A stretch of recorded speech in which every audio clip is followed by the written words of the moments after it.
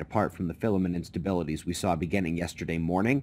Solar flares, solar wind, and geomagnetic conditions are quiet, but it is worth looking at the leading core component of the first of two filament eruptions that did happen yesterday.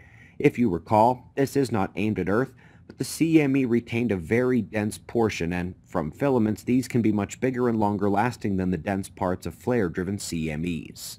Let's look at the weather, where it's global warming all over the place in Spain as the all-time record lows drop there. This is a different record cold system tearing through China. How cold is it? We are looking at something 10 degrees colder than the expected low extremes for the region. And to answer the question, no, this is not supposed to happen in climate models, nor are these possible if atmospheric chemistry is as they tell you on TV. And speaking of climate, here's more of the phytoplankton that was supposed to die out with the krill. It disappeared with the chlorophyll. But for those who don't know, they are all supposed to be dying due to global warming, but instead they just eat the extra carbon food that's around. Kind of like what humans do when there's more food.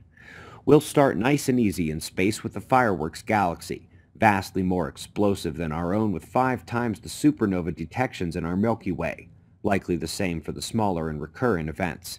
And we'll shift to galaxies under slightly more duress. Hubble picked the prettiest colliding galaxies in the field of view.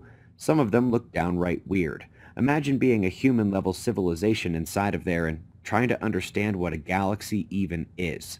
We've also got the top science news of the year so far in the X-ray world.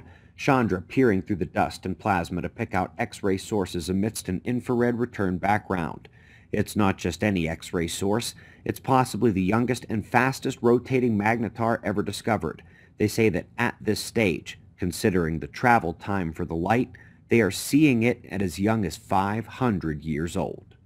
Now folks, it's no secret we've been planning something. And it turns out that the turn of the world theater may necessitate this project in more ways than we could ever imagine. That's before you consider that my days online are numbered. With what's happening in censorship right now, it is 1984.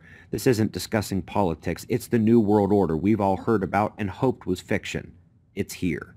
If you think they're going to let me discuss climate and dark matter like this, let alone the catastrophe, think again. We'll always have the websites, but it's time to put everything on the line.